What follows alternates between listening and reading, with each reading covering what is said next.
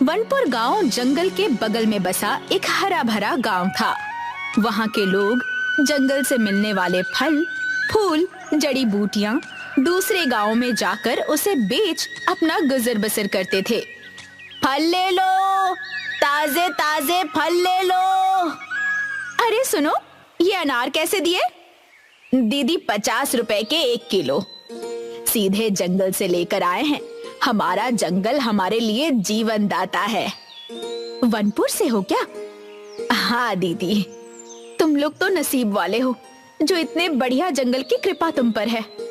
जी दीदी, वो तो है। एक काम करो, 20 रुपए के ये बेर भी बांध दो। लेकिन गांव का व्यापारी धनसुख लाल एक लालची किस्म का आदमी था। जंगल के पेड़ काटकर लकड़ियां बेचकर व्यापार करता और खूब पैसे कमाता। ये क्या, इतने कम?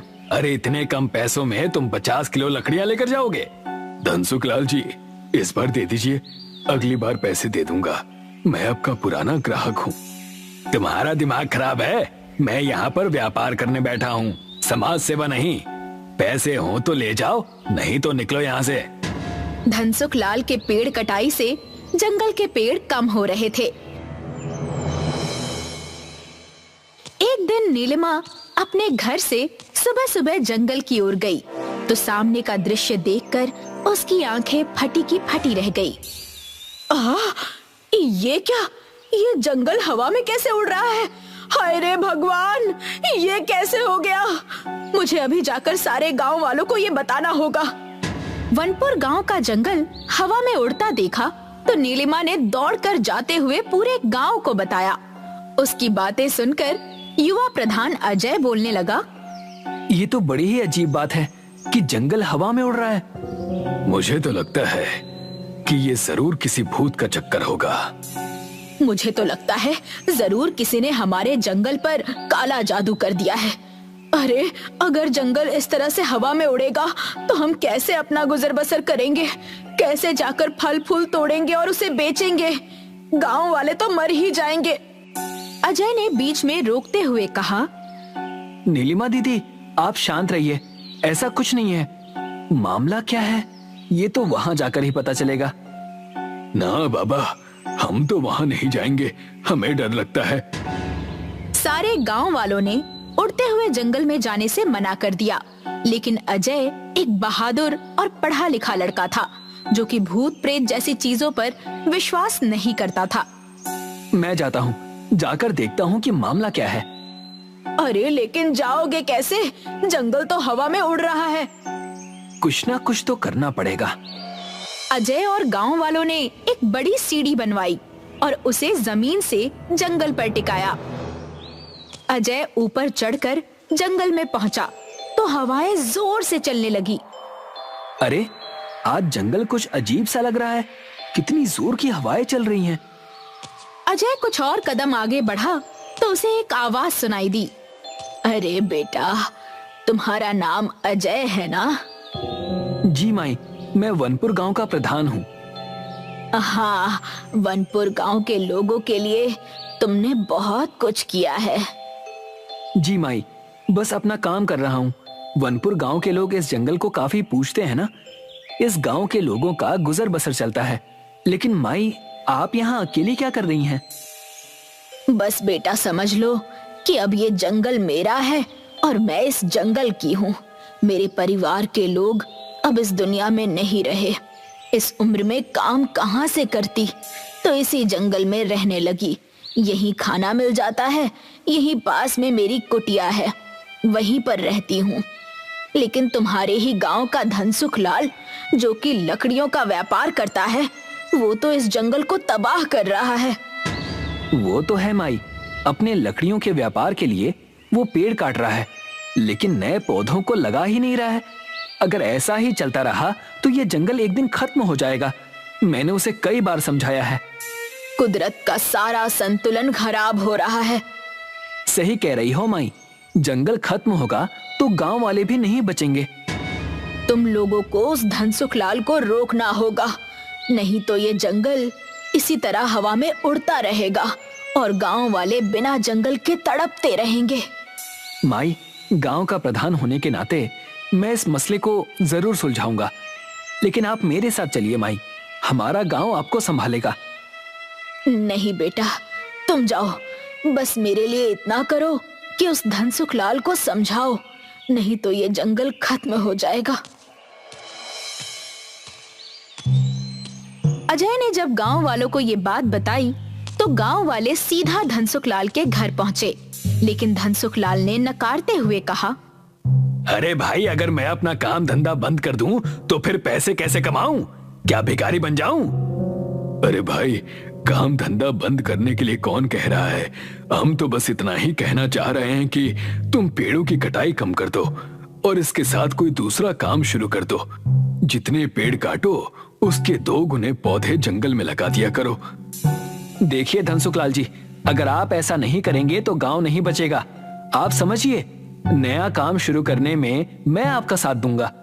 हम जंगल में जो जड़ी बूटियां और कंदमूल हैं उसे बाजार में बेचकर अच्छे पैसे कमा सकते हैं। इन जड़ी बूटियों और कंदमूल से औषधियां बनेंगी, इसमें अच्छे पैसे मिलेंगे।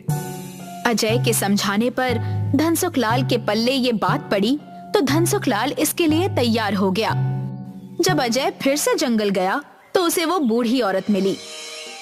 ये जानकर खुशी हुई कि धनसुख लाल पेड़ों की कटाई कम करके नए पौधे लगाएगा।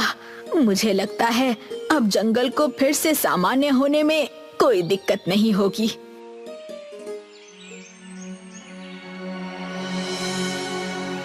दूसरे दिन जंगल जब सामान्य हुआ तो गांव के लोग जंगल में इकट्ठा हुए। अरे धनसुख लाल, जंगल तो सामान्य हो गया। आप और अजय मिलकर अब अपना काम कर सकते हैं। अरे हाँ, ये लोग तो अपना काम करेंगे, लेकिन हमें भी तो फिर से अपना काम करना है। 2 दिन से एक फूटी कौड़ी नहीं कमाई है। अरे नीलिमा दीदी, क्यों परेशान हो रही हो? अब तो सब ठीक हो गया है ना? धनसुख लाल और अजय साथ मिलकर जंगल की औषधि, जड़ी बूटी और कंदमूल शहर में एक औषधि कंपनी को बेचते थे। पैसे देते हुए अजय ने कहा, धनसुख लाल, मैंने कहा था ना कि आपकी अच्छी आमदनी होगी। हाँ भाई, जरा देखो तो, ये काम इतना अच्छा चल पड़ेगा, मैंने तो सोचा भी नहीं था। धनसुख लाल, जंगल की कद्र करो। आप एक काम कीजिए, ये जो लकड़ियों का व्यापार है ना, इसे भी बंद कर दीजिए। जितना हम जंगल को बचाएंगे उतना ही जंगल हमें बचाएगा। हाँ हाँ हाँ, सोचूंगा इस बारे में।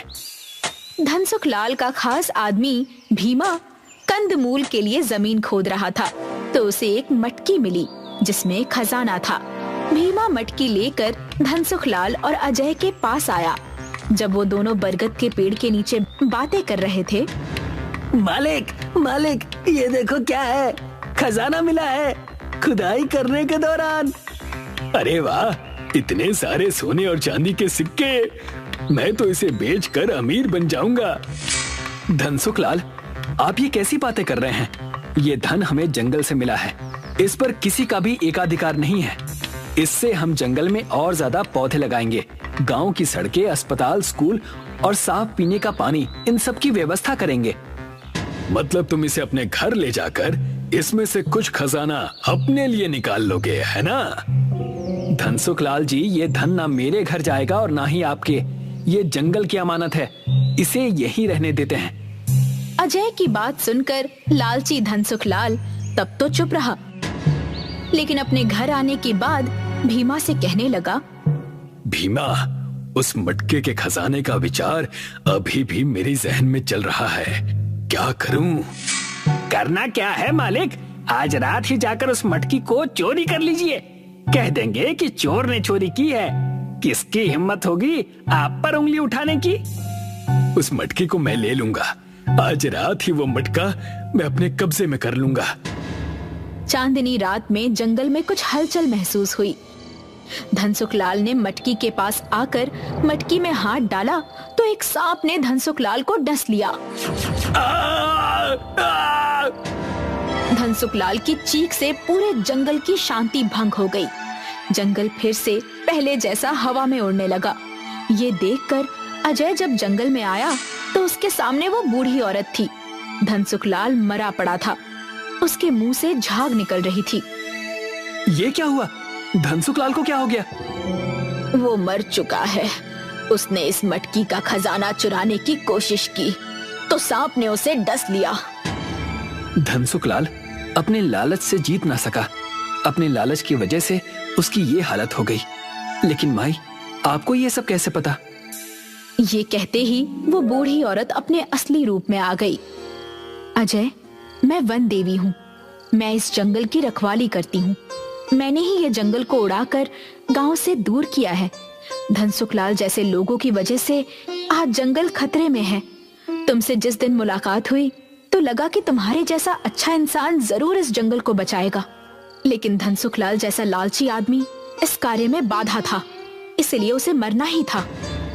वन देवी की बातें सुनकर अजय को धनसुखलाल की गलती का एहसास हुआ, लेकिन वो एक अच्छा इंसान था। हे देवी माँ, माना कि धनसुखलाल एक लालची व्यापारी है और उसने गलती भी की है, लेकिन देवी माँ, इसमें उसकी बीवी बच्चों का क्या कसूर है? इसके बिना उनका क्या होगा? आप अपनी कृपा करके इसे फिर से जीवित कर दीजिए। मैं वादा करता हूँ कि ये अब इस जंगल से दूर ही रहेगा। अगर इसने ऐसा करने से मना कर दिया तो गांव वालों की मदद से मैं इसे गांव से बाहर निकाल दूंगा। आप इसे जीवित कर दीजिए। वाह अजय, तुम एक अच्छे प्रधान ही नहीं बल्कि एक अच्छे इंसान भी हो। मैं इसे अभी जिंदा करती हूँ, लेकिन इसे तुम समझा देना कि जंगल की कटाई ना करे। जी, मैं ऐसा ही करूंगा। वन देवी के हाथ से निकले प्रकाश किरण से धनसुखलाल फिर से जिंदा हो गया। देवी गायब हो गई। जंगल सामान्य हो गया। उसे जब अजय ने सारा किस्सा बताया तो उसकी आंखों में पछतावे के आंसू थे। मुझे माफ कर दो, मैं अपने लालच में अंधा हो गया था। मुझे पैसों के सिवा कुछ भी दिखाई नहीं दे रहा था, लेकिन मुझे अब अपनी गलती का एहसास है। अजय, मैं आज से ही जंगल कटाई का काम बंद कर दूंगा और जंगल की भलाई के लिए काम करूंगा। धनसुखलाल, ऐसा ही करना होगा, तभी तो हम अपनी आने वाली पीढ़ियों को एक अच्छी दुनिया दे पाएंगे। हमें अपने लालच को छोड़कर इंसानियत के लिए जीना होगा। कर्नाटका के गांव कुरांगिनी में कुछ आदिवासी रहते थे जो हमेशा अपने पितृदेव यानी अपने कुल देवता की सेवा करते थे। उनका मन था कि कुल देवता की पूजा अर्चना करके ही उनका जीवन बहुत अच्छा और बहुत सुकून से गुजरेगा। उनके घर भी हवा में झूलते हुए बने थे। वो चाहते थे कि गैर समाज का व्यक्ति उनके पास ना आए और ना ही वो किसी के पास जाना चाहते थे। हमेशा से खेतों से चावल और दाल और कई सारे फल खाकर अपना जीवन व्यतीत करते। उसी वक्त कुरांगिनी के पास वाले गांव में कुछ बच्चे कैंपिंग करने गए थे। चंदू, मंगलू और कविता। मुझे तो अब तक यकीन नहीं हो रहा है कि मैं हॉलिडे पर आई हूँ। सच कहा। यहाँ हम कुछ दिनों तक कैंप करेंगे और आसपास की चीजें भी ढूंढ निकालेंगे। मजा आएगा। हाँ, और सुबह होते ही हम आसपास के गांव घूमने जाएंगे और देखेंगे कि वहाँ क्या है। कुरांगिनी गांव के पास के कैंपिंग स्पॉट पर तीनों दोस्त आराम करने लगते हैं। सुबह होते ही उन्होंने तय किया कि सारे घूमने जाएंगे कुरांगिनी की तरफ। कुरांगिनी के पास जाते ही कविता ने झूलता हुआ घर देखा और कहा, अरे वाह, ये देखो झूलता हुआ घर। लगता है यहाँ के लोगों को झूला झूलने का बहुत शौक है, इसलिए ऊपर वहाँ पेड़ पर ही घर बना लिया है। कितने गजब की खूबसूरती। पूरा गांव हरा भरा है, ताजी हवा, सुंदरता में तो ये सब देखकर खुश हो रहा हूँ। पता नहीं आगे क्या क्या देखने मिलेगा। लेकिन पता नहीं मुझे डर क्यों लग रहा है। ऐसा लग रहा है कि कुछ अनहोनी होने वाली है हमारे साथ। ओफो, तुम तो हमेशा ही नेगेटिव बातें करते रहते हो। अब चुप भी करो और यहाँ का नजारा देखो। कुरांगिनी गांव के आदिवासियों ने उन्हें घेर लिया, जो दिखने में डरावने और खूंखार लग रहे थे। इन्हें देखते ही तीनों दोस्तों की सिट्टी बिट्टी गुल हो गई। कौन है आप लोग और हमसे क्या चाहते हैं? अरे, हमेशा शहरी लोगों को हम यहाँ आने से रोकते हैं। तुम लोगों को कितनी बार समझाया है, हमारे गांव के आसपास भी नजर मत आना, लेकिन फिर भी तुम नहीं समझते। अब तुम्हारी खैर नहीं, तुम्हारा हिसाब हमारे गांव के देवता करेंगे। ले चलो इन्हें। आज हमारी देवी ही बताएंगी कि इनका क्या करना है। अगर तुम यहाँ से छुटकारा पाना चाहते हो तो तुम्हें हमारी शर्तें माननी पड़ेंगी। क्या करना होगा? हमें सारी शर्तें मंजूर है। तुम्हें हमारे गांव की सभ्यता और परंपरा में रहना होगा। प्रकृति की सेवा में अपना मन, धन सब त्यागना होगा। इतना कहकर प्रकृति की देवी वहां से चली जाती है। तुमने सुना? जैसे हमारी देवी ने कहा वैसे ही तुम्हें करना होगा, नहीं तो हमारी देवी नाराज हो जाएगी। अब से तुम कुरांगिनी के निवासी हो।